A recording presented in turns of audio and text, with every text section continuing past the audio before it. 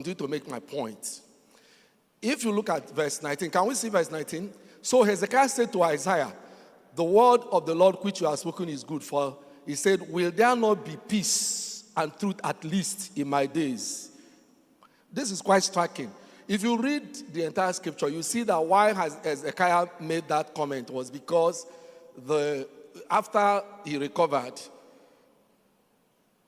Babylonian king sent some emissaries to him, whom he showed, you know the story, whom he showed everything in his house.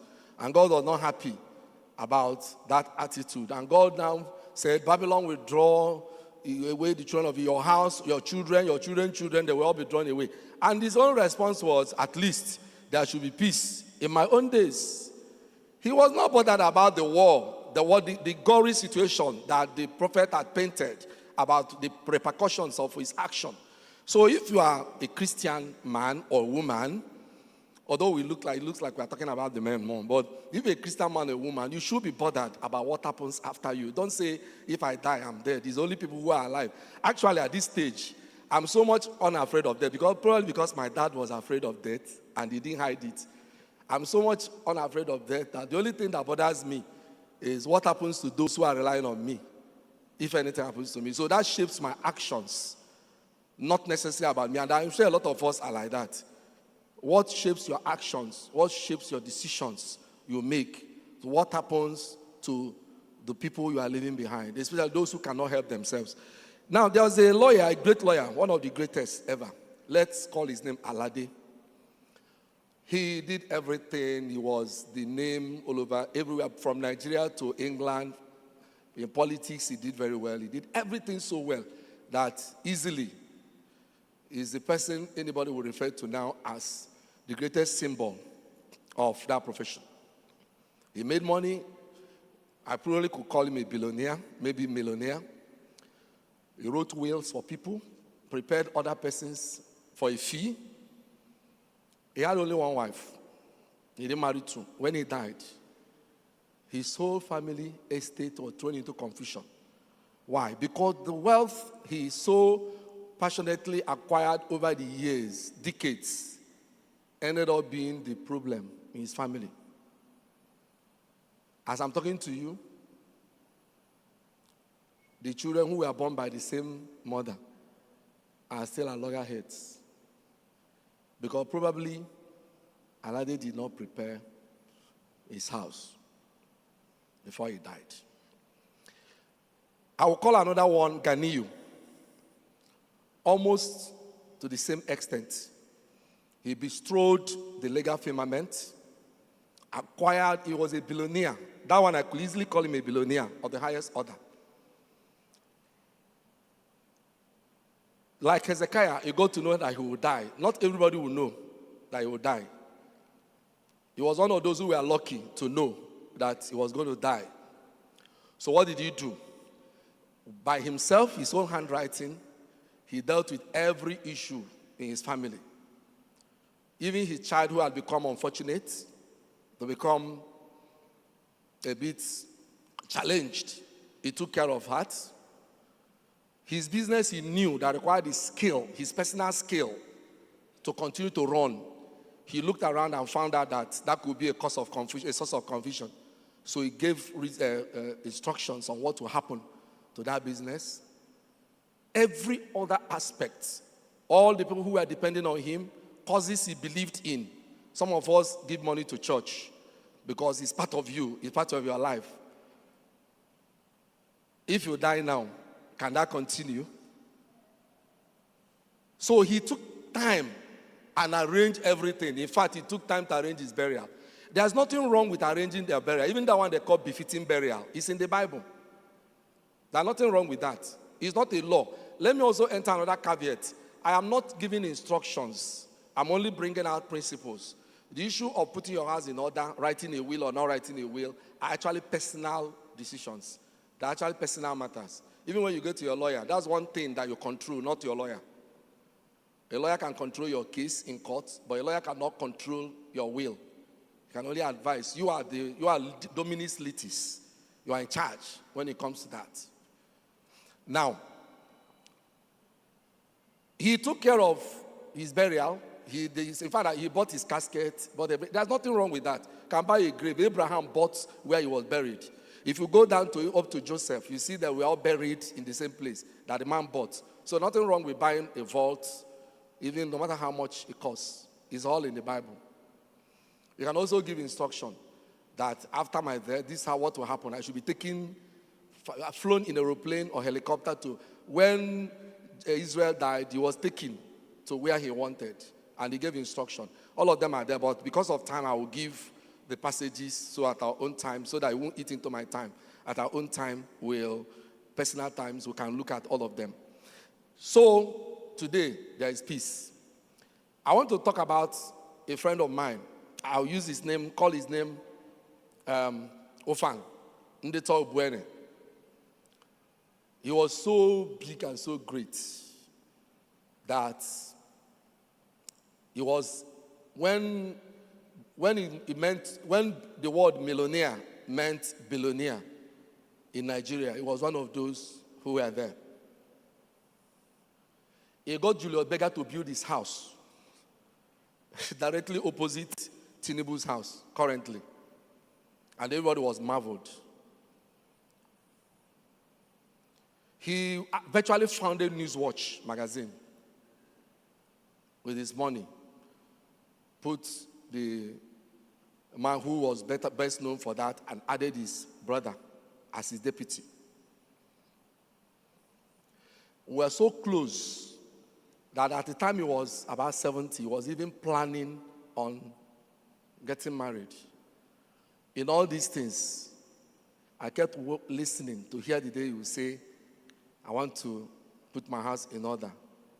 He didn't do it. I felt, okay, probably he trusted someone else for that. So I kept quiet. One day, he was one of those who were not lucky to know that they were going to die, like Hezekiah. So something happened. He just died. As I'm talking to you, even though his children were from one mother, like the case of Alede I mentioned, there's no peace. Even the wealth the man worked hard over the years to amass from here to the US, to the UK, the children are not enjoying it. Why? Because they are fighting each other till today. He died intestate. There had several letters of administration. Some of them got from Nasarawa State, some of them from Akwa Ibom State, some of them from Lagos State, some all over the place. There's no peace.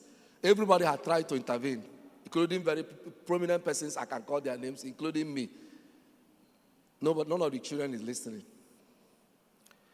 There is another friend and client, I'll call him Obale Igwedo. He was one of those who were lucky to know that they will die. He wasn't ill. He kept calling me. He said, I've been telling you, I want to put my house in order. You are the one stopping me. So I took my time. I traveled to Anambra State, sat down with him. He put his house in order. The way you see some of the people who wrote their wills in the Bible that I'm going to point out in the next segment is also an avenue not just to share property, but also pronounce blessings you want on record. You will see Israel, Jacob doing it. You will see Isaac doing it. You will see all the great men of God who lived especially in the Old Testament, pronouncing blessings. Sometimes they even pronounce curses, even though I don't say anybody should do that necessarily. So what happened? The man had money, had property all over the place. Today, he died just around COVID. Peace. Because he has spelled out everything about even his burial. If I die, this was my first son, this should call him. I'm one of the executors in the will. Peace. That kind of family, although the children were from 3 wives, so you could expect that there will be loggerheads. But today the peace is tranquil because everybody could see his intents.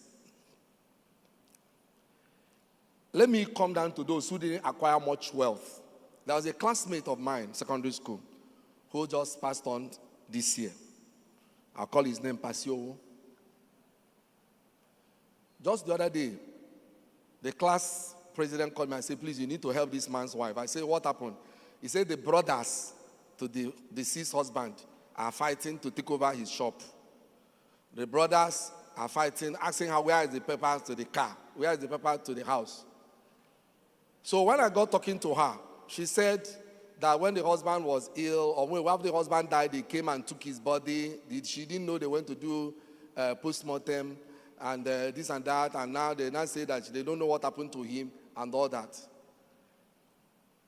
I asked her, I said, this company, the shop or whatever, the business they want to take over, is there a company incorporated? She said, yes, there's a company incorporated. She's aware. And I said, can I have the CAC documents and all that? She said she didn't know about any, that she will search for it. I didn't hear from her again. But it was obvious when she was talking that she didn't know what the husband was doing. So it is not in order that a man who is married and is a Christian, your spouse doesn't know what you are doing. Because if you think all will be well, the day you die, I think I cannot use the expression die easily. It doesn't convey that gruesome, okay? The day you die, you see people you never imagined that they can come into your house. You'll be surprised. Because when someone is dead, the person is dead, and strange things can happen. Some of the places where people who you never imagined could come into your home will come into your home and start making trouble. Nobody thought that could happen. The person felt it's me and my wife and my children. But if you die without setting your house in order, like God said to Hezekiah, God in his wisdom knew why he said, set your house in order, because you will die. He didn't just say die and cause leave problems everywhere. No Christian should die leaving problem for those who are alive, leaving problem for his children, or leaving problem for his widow. And no Christian woman should die leaving problem for the husband. I know that is less applicable, because men are usually in charge. Women are usually the target, soft target of troublemakers. Okay, there's one Alhaji, let me call him Buhari, in Kano. I've been going to Kano for some time. What's the problem? He had about 25 children. That doesn't apply to anybody here, I'm sure. But I'll still use it as an anecdote. And these children came from different wives. Some who were divorced, some were remarried, some were and all that. The man had money, he amassed wealth. Today, all the children are in court, from Federal High Court, Abuja, to Kano, from Kano to State High Court. For they even went to Sharia court to do according to Islamic, and then they said, no, companies cannot be subject to Islamic. So go back to Federal High Court. That's where it happens. So they're in court. Nobody knows when it will end. In fact, the lawyer on the other side said to me, anything the court decides, we will appeal. We already have 3 appeals. And then interlocutory. So we are waiting for more. I had a friend who is a lawyer in this Lagos. He died recently. He's the last person we heard about his death not long ago. There's a problem, which is an eye-opener for everyone. The widow's problem is, how do I engage those whom my husband collected money from and cases from? The lawyers there, they don't even understand what's going on, and I've been wondering, so we're at a loss as what to do. Because these people are coming, I don't know where, I don't know anything. Obviously, the way the firm is also run, nobody among the lawyers could tell what was going on. That's a little problem in its own. There's a lady who was in University of Lagos with the husband for a very long time. And then when the husband had that case, a professor of in one of the fields, I won't mention the field. So they died, and there was no problem, but the children are now asking the mother. They'll come and say, let our mother, because they left everything to her, write a will. Let her write a will. But a will is not something you call someone as a lawyer to ask the person to write. It's not my job. It's not my business. So the woman will dodge me. The children are saying, no, call her, call her. Okay, she will call you tomorrow. Some people are scared of even the idea of dying. And some people are also scared of the idea of giving out property, because they don't want it to look like they're favoring anyone. So these are issues, these are challenges. So her own case is there. She's still alive, but for some reason she's not comfortable talking about will. There are two ways to die. Of course, I've mentioned that men of God of old, Abraham, Isaac, Jacob, David, Jesus, they all made provisions for after. The communion symbolism of what we celebrate today about Jesus is his testament, is the will that this is what you do in remembrance of me, because you are now part of me. Your sins are forgiven by the shedding of the blood. There are two ways a person can die when it comes to his property. You either die intestate or you die testate. You die intestate, then two things will apply. Depends on the kind of marriage you have. The one I know that applies to virtually all of us here. If you had a statutory marriage and you don't have a will, then it means that your property will become subject to letters of administration.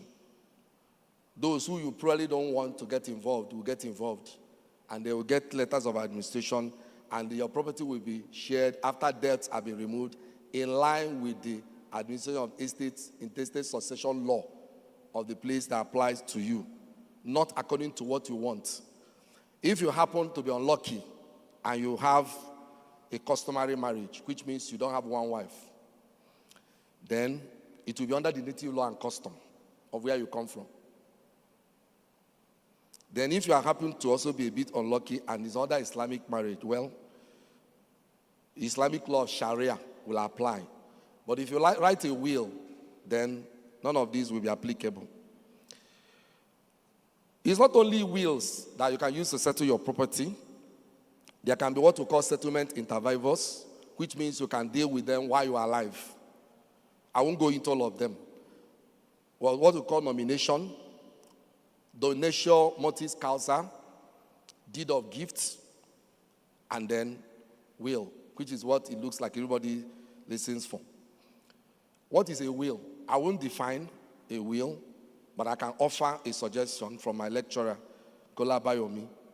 A will is a testament and revocable document voluntarily made, executed and witnessed according to law by a testator with sound disposing mind, wherein he disposes of his property subject to any limitation imposed by law, and wherein he gives such other directives as he may deem fit to his personal representatives, otherwise known as his executors, who administer his estate in accordance with the wishes manifested in the will. But there is a biblical definition, not a definition of explanation, I think we may want to see. Hebrews chapter 9, verse 16. Can we have it on the screen? Hebrews chapter 9, verse 16. For where there is a testament, there must also of necessity be the death of a testator. It's a necessity. Next verse. For a testament is in force after men are dead. So as they say to Hezekiah, get set because you will die. There is nothing to be afraid of. Since he has no power at all, why the testator lives? Next verse. Therefore, not even the first covenant was dedicated without blood. Next verse. For when Moses had spoken every precept to all the people according to the law, he took the blood of the cows and goats with water, scarlet, wool, and hyssop, and sprinkled both the book itself and all the people. So make out what you can from that, but a will or testament, which is another word for will, is what signifies that a person had died and it comes into effect from that time. So who writes a will? Because I'm going to be rounding off. I'm actually done now. Who writes a will? I entered the caveat, so you won't be disappointed I say you thought I was going to tell you everything about writing a will. Well, a person who has acquired property, not an old person, not a 70-year-old. Anybody who has a property and you are concerned about what happens to the property where you die, then it means you should write a will. Even if you like be 18 years, you have a car and you want to know what happens to the car, even though you're 18-year-old, write a will. If you have lands, properties, write a will. Don't wait till when then you can always change it. Let me quickly mention codicil. If you write a will and you can sell the property you put in the will when you are still alive. The will doesn't come into effect. Hebrews chapter 9 verse 16. When you are alive, you can always change it. Oh, this property I've sold it. So you remove it. Tell your lawyer it's changed. So that property gone. You acquire a new one, you're right. So you keep amending it. So why a will? A will is important for a befitting burial. Like I say, Genesis chapter 49. Take care of your wife and your children, grandchildren and members of your other family members. Bible said in Proverbs chapter 13 verse 22, a good man leaves inheritance to his grandchildren. So you can use that. Courses, church, things you give money to, sports club, conservation, research, peace in the family, very important. Genesis chapter 45 verse 24. And of course, you look at John chapter 17 verse 20, when Jesus was part of his own will, that they may be one, even as we are one. He doesn't want after his death, Christians will be fighting each other. So he said, I'm praying for them, that after my life, they will be at peace. So that's one of the purposes of will. Family business, which I've mentioned. So what do you will? You will your personal properties, your chattels, real properties, lands, shares, cash, cars, clothes, shoes. Also your blessing and goodwill. To who? To your spouse, your children, your parents, family members, church groups, organizations, motherless babies' home, orphanages. It's your choice. You can also create a trust under a will or continuation of a trust intervivors. Some people already have trust for their children's education and all that. You can take care of what happens to them if you die and that child has not attained majority, maybe 18 or something, where you plan that the trust should become executable. Then also in order that we can appoint trustees who may be given specific tasks to. So you need executors, person who can administer the will according to your wishes when you are no longer there. Preferably younger people to you.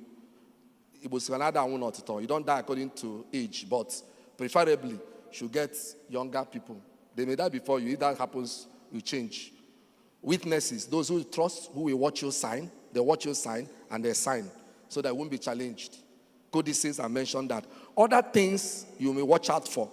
So make your passage easier on your spouse and your children and keep the family peace and resources. 1, have you brought your family members into your home and given them power over your spouse? No Christian should do that. Share information to your spouse on personal and family property. Consider shared or dedicated title to some property with your spouse. Consider spousal access to bank accounts, some bank accounts, joint accounts, or joint mandates.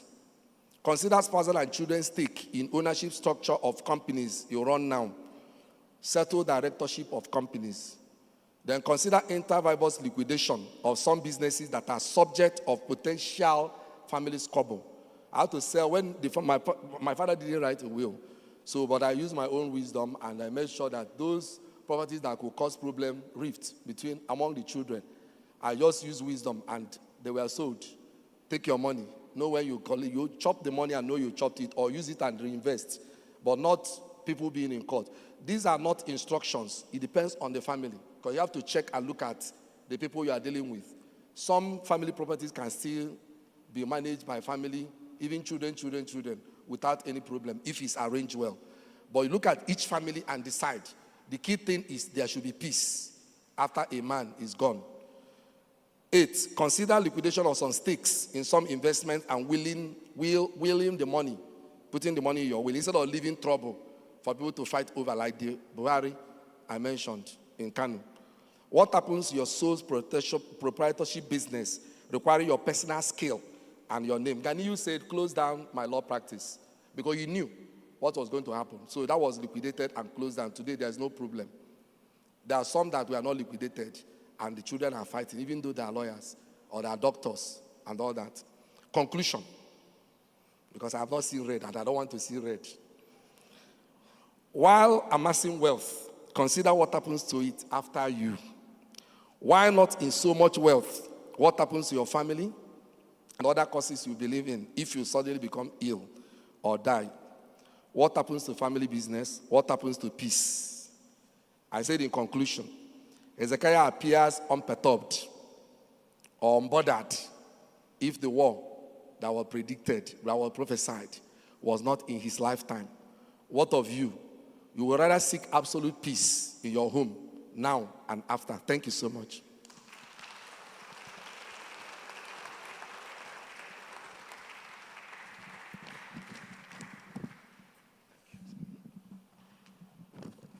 Thank you very much. He promised me that he will stick to time. He really did. Thank you so much for that. Even though I think my own question will come to you during interactive period, because I think my father too did some funny things like that. So I don't want to follow that. So I will ask you a few questions about that. Now, we are moving to the challenges of marriage, which many people have asked me that they want to hear. Even though I've discussed with Vicar and I discussed with our facilitator, we are not here to discuss how to get married, even though that will be discussed a bit with the young people who are here. We are inside the business. We want to know, how do we solve the problem we have already entered? Even though you don't want to get out of the problem. The woman you are cooking for, who's supposed to be in the kitchen, that is relaxing, you want to know how to deal with your wife. We will hear all those things. And the one that is telling you, let me take care of my husband, let him sit down at home without working, and the man is enjoying it. You want to know whether it's right or wrong, you will hear all the details. So, with this in mind, I would like to invite Mr. Julius Ejikoye to come forward. Please clap for him. We use private helicopter to bring him here. Thank you. I see that the physical Bible doesn't seem to be very fashionable here. Thank you, sir, because I was looking a bit odd that I'm the only one. And thank you very much, sir, for giving me this opportunity to speak to this great audience. I had thought that I was coming to talk to men alone, and we share our secrets without the women. But frankly, the only thing that has changed is that I would have brought my wife also. But now she's not here to hear what I have to say about our marriage. But again, there is nothing I'm going to say that she doesn't know already. I love my wife exceptionally. And I do hope this goes into, it's not the first time she's going to hear it. I love my wife exceptionally. And I tell our children that I love my wife more than them. And they're not very comfortable with that. But I say that. But my wife has never said she loves me more than our children. By the way, no, but I note that she's never said it. And I haven't asked her why haven't you, but I do say to my children, and they feel very uncomfortable. Well, I leave you to judge if it's good what she's doing to me. But marriage, frankly, if I come back to the world, I may marry earlier than I did. Because life without my wife is empty. Empty. In fact, I wonder how I coped without my wife. And I bring you greetings from her. Unfortunately, she's at home, not doing anything. Would have loved to join me if she knew that other women would be here. And what you would notice if we were here, and at times people are very uncomfortable, is that anytime my wife and I sit, we're always touching each other. We're holding hands, and at times people worry that we hope these people will start kissing themselves. But that's how close my wife and I are. And it's been a wonderful journey. We've been married for 23 years, not long for a lot of the older men that I have seen here. But it's been 23 years of extreme bliss. People have said there's no marriage without its challenges, and that's true, and the same applies to mine. But the little hints I would give. My wife loves a big bed. When I married my wife, I didn't have much. So, I was low. In fact, I'm not sure I'll call myself middle class. I was a poor man. I had a car which was a jalopy. So my friends always mocked my wife that, why are you following this man? And at times I'll park my car on a steep place. And some of you will know why. Yeah. So that's me. And she still agreed to marry me. And she agreed to marry me. She comes from a better background than I do. But I didn't know that because it did not show on her, So I did not feel any complex in marrying my wife. In fact, my wife told me years later, after we got married, that the reason she married me, one of the main reasons she married me is that if she asks me for something I don't have any qualms saying to her, sorry, I cannot afford this. That a lot of men will pick quarrels instead of saying they can't afford it. They would start, it will become a quarrel, a big problem. But that she realized that, and that's because I had no pretenses. Frankly, if I can't afford it, I can't afford it. And I'm not going to break my head just to impress you. No, there was no such thing in my life. So I was saying that my wife loves big bed. A poor man, I had a small 4 springs, 6 spring, or, the normal small bed. But my wife loves big bed. So how are we going to do it? At a point, I could now afford big bed, 6 by 6, in fact, 7 by 6. That is from there to somewhere here. But I don't like it. But I bought it. I didn't like it. I still don't like it. But I bought it. But what then happens in the night is, or whenever I just say, is that I sleep in the middle of the bed. I sleep in the middle. My wife says, look at your side. I said, no, there's no my side. This whole bed belongs to us. And I'm sure the learned senior advocate will tell you that's what we call joint tenancy. When you own something that nobody can say this part of it is mine or this part of it is mine. You both own the whole of it. So I tell my wife that we both own, this is joint tenancy. Why am I sleeping in the middle? Because before I can go to sleep, my body must be touching my wife. And that's why I don't like big bed. Not that I don't like a very big bed, but I don't want a bed where I'm sleeping on this side and my wife is sleeping on this side. So the way I sleep, and these are secrets that I'm not supposed to be sharing perhaps, but when I lie down, just know that I sleep in the middle of our bed because my wife sleeps, so either my leg is touching her leg, or my hand is touching her, or my back is touching her, but some part of my body must be touching my wife. So at times my wife would say, look, I say, look, when I sleep off, remove my leg. But I must have slept off, then you can take my hand off, you can take my leg off, but unless you don't want me to sleep, just leave this where it is. But what am I saying? All these have helped me. The Bible says you shouldn't let your anger continue till the next day. There is no way my wife and I can quarrel and it will last more than we go to bed. It's not possible because I have to touch her somehow.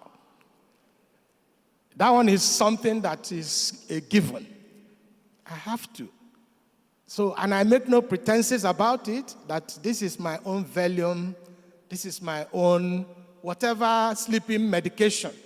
This one, this is my own. It's a natural one. And I need it to go to bed. When we were getting married, we went for marriage counseling at our Savior's. We got married at our Savior's church. The vicar then was Venerable Odejide, now priest. His practice, the first counseling you will have will be with him before he now leaves you to the marriage counselors. And he told us something that has helped us, even though we were very embarrassed. He told my wife that it's not when he comes now, you say, na food. Na food, oh. And I looked at my wife, I looked at me, but up till today, that's what we use in, yes. My wife, na food, oh. I'll tell her, I'll go and report to Odejide. Na food, oh. They told you this when we started. And that's how important it's been. We are saying it on the lighter mood, but I can tell you that it is a serious thing that has helped our marriage. When we remember, you say, me and Odejide, we should go and, I say, you can't talk like that. I'll go and report you to the man. Because he warned you and you agreed. Don't say, na food, oh. And when you look at it, what am I trying to say? I've tried to touch on things that create some of the tensions we have in marriage. The Bible says in Genesis that it's not good that the man should be alone.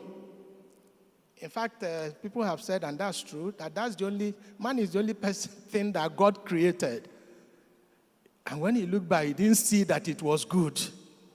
Every other thing, the Bible will say, after God created it, he looked and he saw that it was good.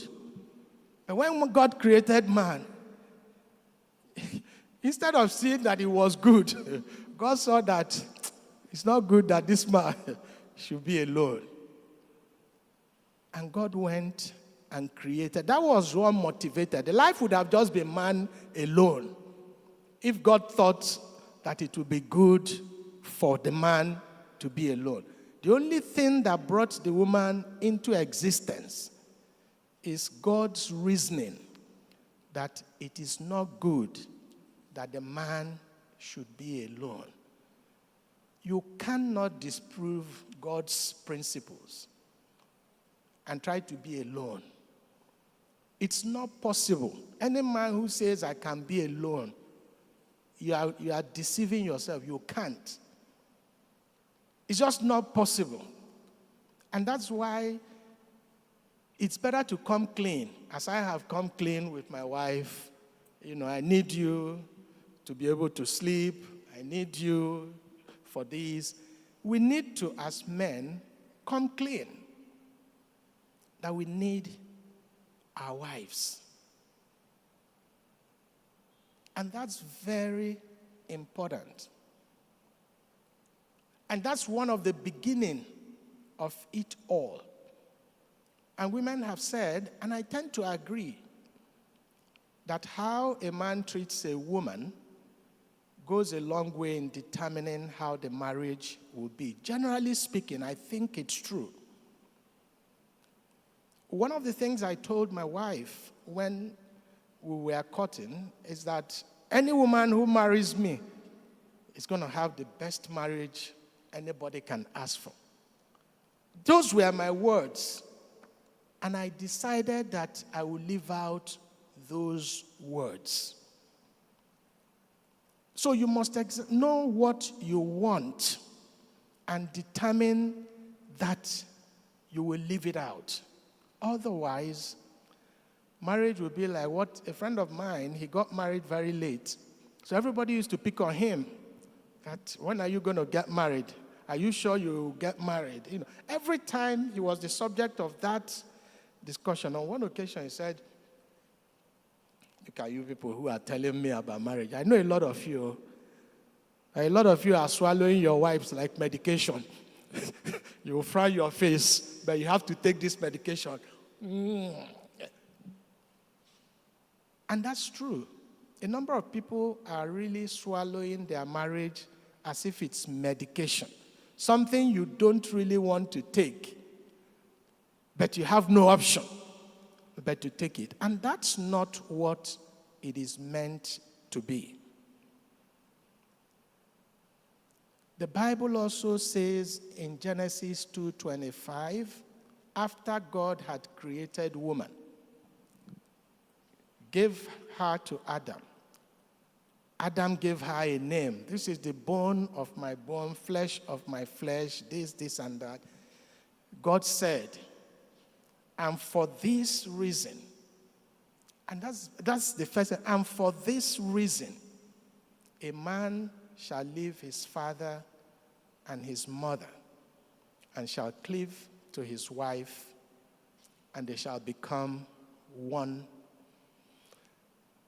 Note that it is the man who is leaving his father and his mother. But of course, the woman comes to live with the man. But the Bible records that the man leaves his father and his mother. That's not to say the man now moves and starts living with the woman. No, the woman still lives with the man, but the man has to leave the father, leave the mother, cling to the wife. Now, what's the significance of father and mother? These are the closest people to you. Your mother, your father, these are the closest. Yet you are told to leave them and cling to your wife so that both of you shall become one. Now, that's also where the challenge is. When we get married, do we really become one? Let's not get into the theory, 1 + 1 in marriage is 1. We know that's not true. In marriage, yes, it's 1, but do we really become one? And I'll throw a question open to us. If I can get a response, I'll be happy. How many things do you have in common with your spouse? How many things do you have can you just name the things you have in common? You know, we like the same type of food. We like the same colors. We have the same type of, what do they call it? Hobbies. We watch the same type of movies. What do you have in common? Or this one likes sports. This one likes African magic. So you turn here, you are watching sports. And she turns here, she's watching African magic. Everybody is sticking to their own, and nobody wants to let go. And you can't build a marriage that way. There is no way. You must have things in common. In fact, you must have most things in common with your spouse. It means that somebody must yield at some point. If you are an avid football fan and your wife doesn't take interest in football, is it that you try and she begins to like football, or you give that up and join her in one? But it's not an option that you face your own, she faces her own.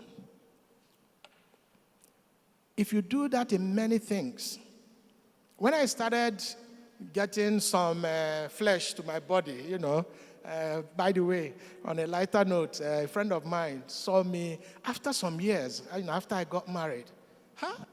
Saying, "Now, wow, there is no panabita greater than your wife. Oh. She has knocked out all these sides." I used to be very thin and this thing. Says, the woman don't panabit all this side, come out. You don't look very... When I started getting, listen, I had 2 cars in the house. But I used to go from... My office is on the island. My wife used to work in a bank, and she was at Ikeja. I used to go every day, drop her, go to my office, go back, pick her. She could go with the other car. But it was important for me that me and my wife were seeing the same things. So if as we are driving, something happens, we both witness it. So when we go home, we are talking about it. That man that day, he was something else. This and that. We must have things in common. It was inconveniencing for me, but it paid off eventually. And that's because we had things in common and we could discuss those things in common. And so there were no dull moments in our lives. My wife and I are such that you can lock us up in one small room, go away for 1 year, provided you are sure our salaries are coming, And we will not miss the world outside. We won't miss the world outside. Because we will really enjoy the company of each other. And last example I will give before I go into other things I want to say. In the course of my career, where I currently work, many years back, I was given the opportunity to go on what is called a short-term international assignment. That means I will go to, the UK or the US or the Netherlands to go and work for a year or 18 months. And my manager then said to me, oh, this will be very good for your career. It's going to boost your career. But I told him I'm not going. I said, why? This will be very good for your career. And he was going to put plenty of money in my pocket, by the way. And I said I wasn't going. And he wanted to know why. I said, because my wife is not going to go with me. The company wasn't going to sponsor my family to go with me. So I'm not going. I know it is good for my career. I know it will put more money in my pocket. I know all that. But I can't imagine what it will do to my relationship with my wife. And I didn't go. And I never got that opportunity again to go, by the way. So it wasn't a case of I was hoping there'll be another opportunity. But today, my wife and I, we don't miss it. I have seen people who went and what it did to their marriages. But what am I saying? I mean, it's not possible. And I've told my wife, all these ones they say, these men don't travel, the woman will go for Omugwa. Anywhere she's going, I'm going with her. I'm not going to stay, otherwise she's not going. It's either she's not going or we are going together.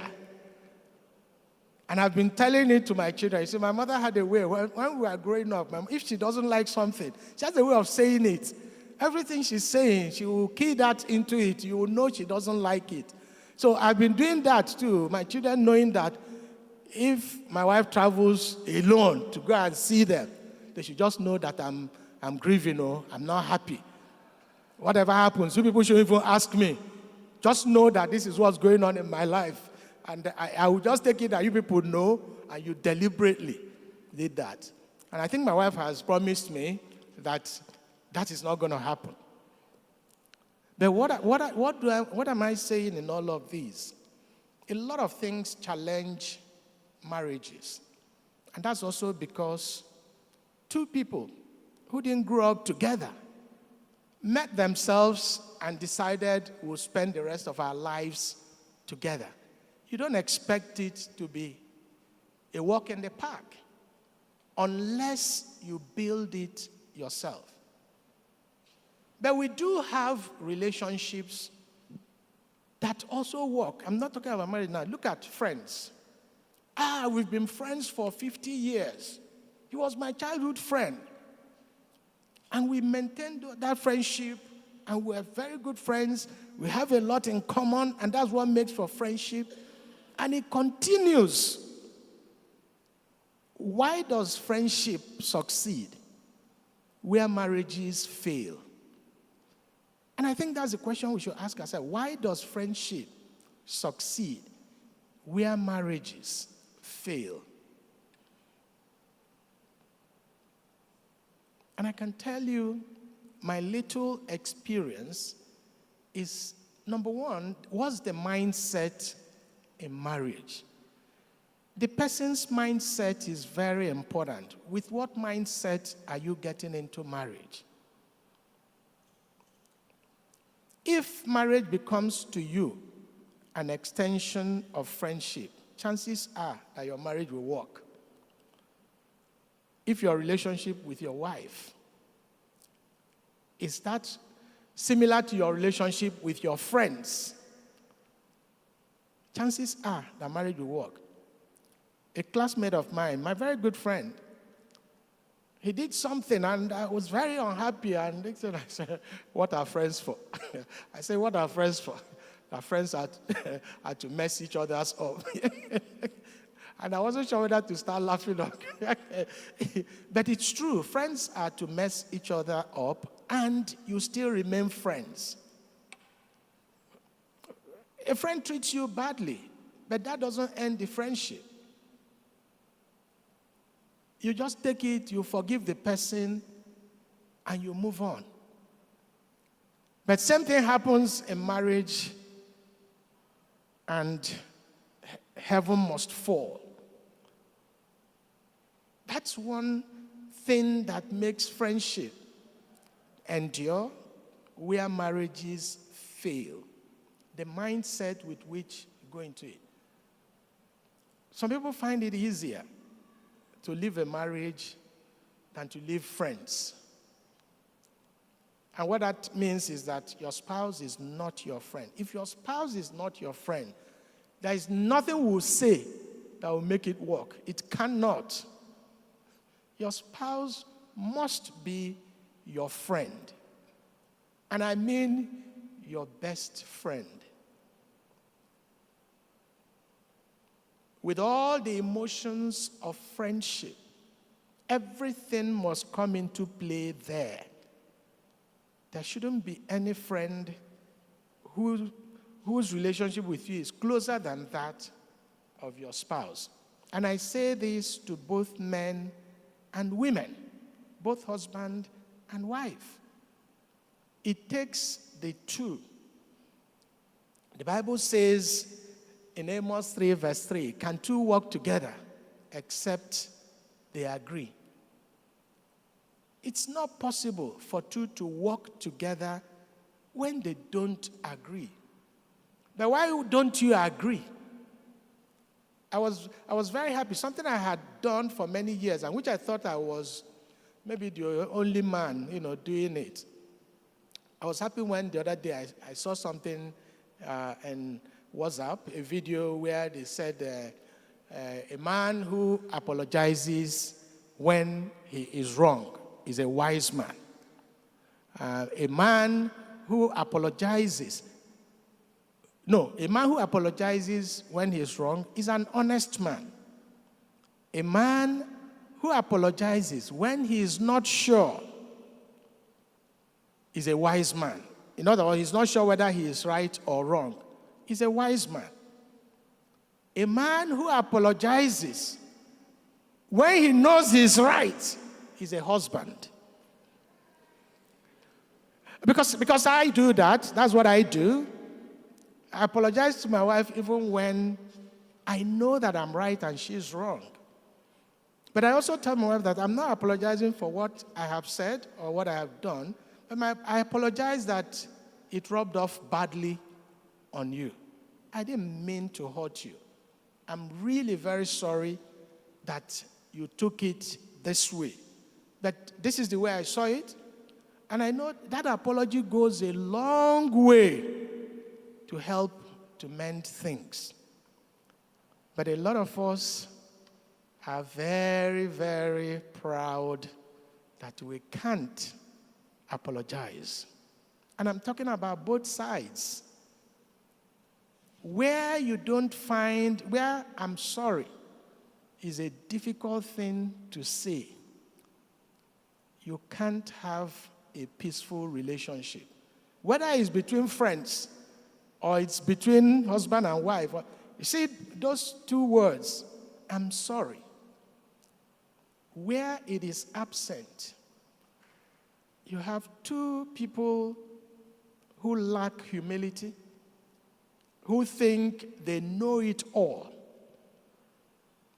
and two cannot agree.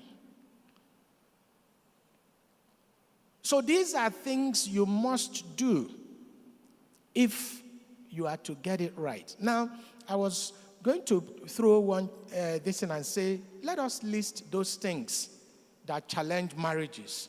And ask you, give me those things. Let's list them. And begin to see how the cure for these things are very easy and simple. But I've been told that at question and answer, that it won't be online so that people are free. So maybe we'll do that at that point. But I tell you, when you look at, I'll give you an example. I have this mentee, a young man who drew very close to me. He finished his youth service, he didn't have a job. He came very close to my wife and I, and he's been, very close to us. We helped him to get a job, and now he's a big man in the bank. They moved him from Lagos, transferred him to somewhere in the east. He eventually got married.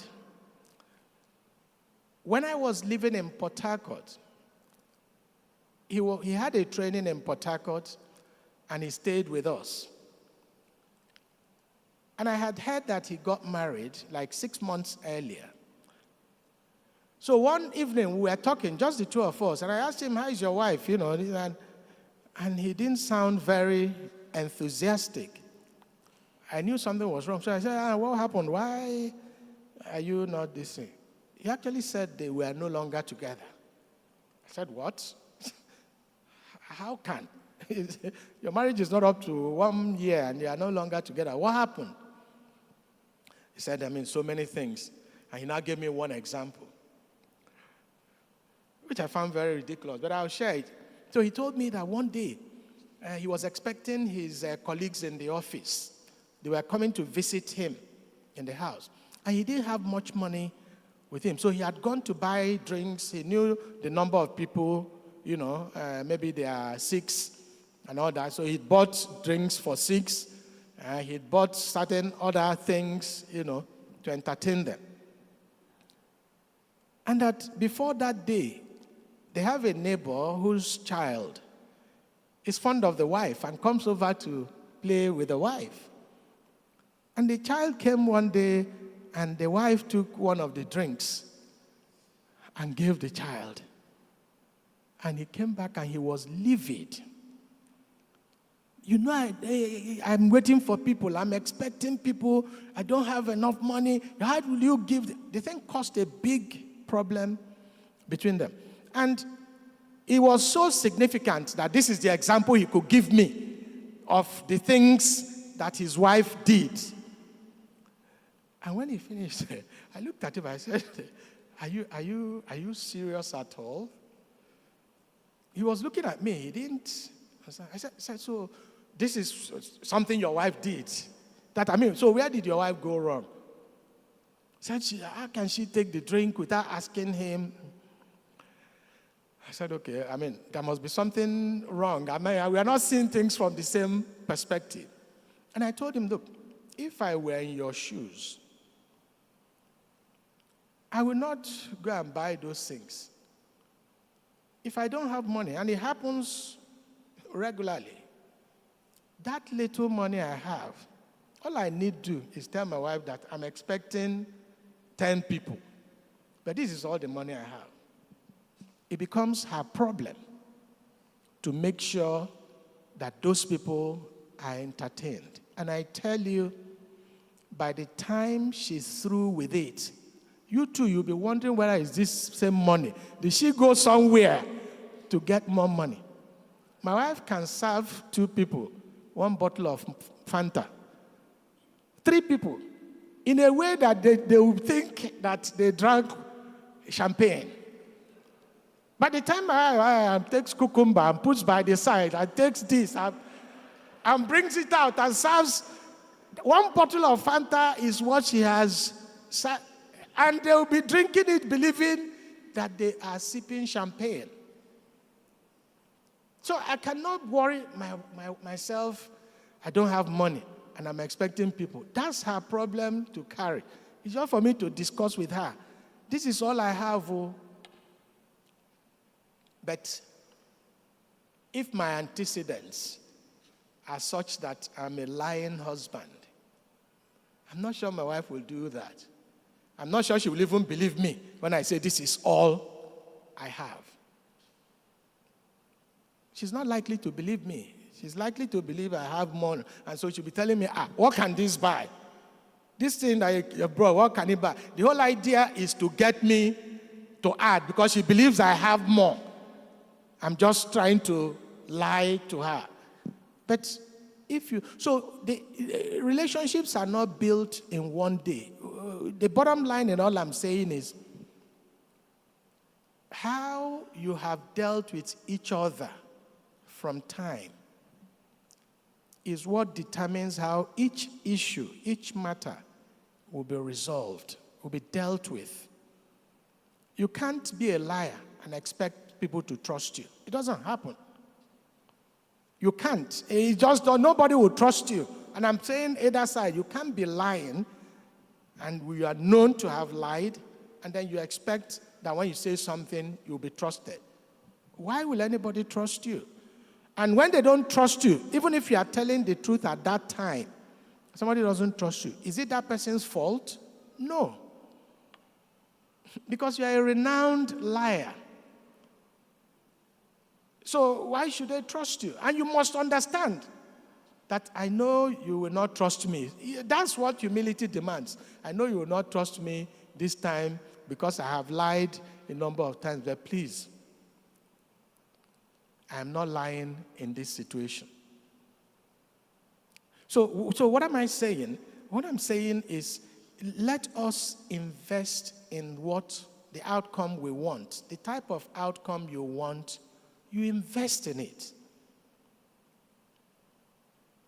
You invest in it. These days, with the difficulties we have in Nigeria today, a lot of marriages are also challenged. Because it's not the same thing. I mean, my wife comes home and she tells me how each day you go to the shop, we are going to buy this. It is now this. When she's saying all those, I know where she's coming to. But I ignore. Because I'm also a believer in we must keep managing and adjusting. We can't continue to, if things get more expensive, you increase what you spend. No. But with time, you too as a husband will realize that it's no longer possible and you will say, okay, let us inch forward. But these are difficult and trying times. And if we have not invested properly in the past, and when I talk about investment, I'm not talking about Kuzai's investment. I'm talking about investing in the relationship. Investing what will help that relationship to build trust, to build friendship, to build endurance when the rainy season or the rainy day comes. Will it come? I think all speakers have said it. The challenging times will come. The marriages will be challenged. But you must ask yourself, what did I put into this marriage? And what am I expecting to get out of it? In all good conscience, if you have not put in the right things, you can't expect. The Bible says it's what you sow that you reap. And I've been begging my wife, you see, I'm sowing well, I'm sowing well. I'm doing all my best to sow well. If there's any area I'm lacking, please let me know so that I can improve. That brings me to communication. We talk about communication, but people rarely practice it. I have always wondered to myself, why did Adam accept the apple from Eve? It was Adam, if you go into the Bible, it was Adam that God warned, don't eat this. The devil managed to deceive Eve. But Adam could have said, I'm not eating. What would have happened if Adam said, how could you have eaten this thing? Did you forget that God warned us not to eat it? No, I'm not eating. You're on your own. Adam could have done that. And my position is that if Adam had done that, God is likely to have forgiven both himself and Eve. But Adam didn't want to annoy his wife. He wanted to show he was a good husband. So she gave it and he ate. And that's my concluding point. We don't have to always, if you know what is wrong. I love my wife exceptionally, but I love God more than my wife. And my wife knows that I'm not going to compromise my faith because of her. That's the one thing that will create quarrel between me and my wife, to the point that I will say, my body doesn't have to touch your body. And I'm going my own way. But apart from that, every other thing, she is like next to God for me here on earth. And I'll wait for the question and answers. Thank you very much. Thank you so much. Thank you. Though we're about to start the question, sir, I heard a whispering behind me. You didn't mention where you come from because people don't believe you are from Nigeria. So I need to know because you feel so different. So many things you are talking is like theory. People are not sure that. I have to mark myself that I whispered to my wife, at least with what you said so far, I will give myself 8.5 because I have to mark myself. But people want to know, are you from Nigeria or you are from Cotonou or Zimbabwe or where? Of course, I'm from Nigeria. Julius A.G. Konye is not. That's not the problem. Yeah, but there is nothing exceptional about it. It's just what you're determined to do, and you'll do it. Absolutely. Thank you so much. Thank you so much. Now, sir, I would not want you to go, except you have something on your seat. Please, all the facilitator, please, could you please come forward? Have your seat here. Please, I beg you. I'm sorry to bring you forward because we're about to get to the real deal why some people have been waiting for. And we have some questions here that we have received. So this is how we're going to go about it. Thank you very much. Okay. So what we're going to do, I would like to start with live people who are here, so we can receive questions from them. We have grouped this question. We have some for the priest. We have some people who gave advice. So let's start with people here. If you have a question for the first speaker about men, their responsibility, because the first speaker and the last speaker, both of them goes together. It has something to do with marriage. So, and we also have the vicar here when it comes to, they want to tackle it with biblical, because we have questions here that people said they don't want vicar to answer, or any of the priests. They want the people to give their opinion first, then vicar can say his own as well. So we'll get to that. So please, if you have any question concerning will first, if you have any question concerning will, can you raise your hand? I want us to tackle will first. Okay. If there is none,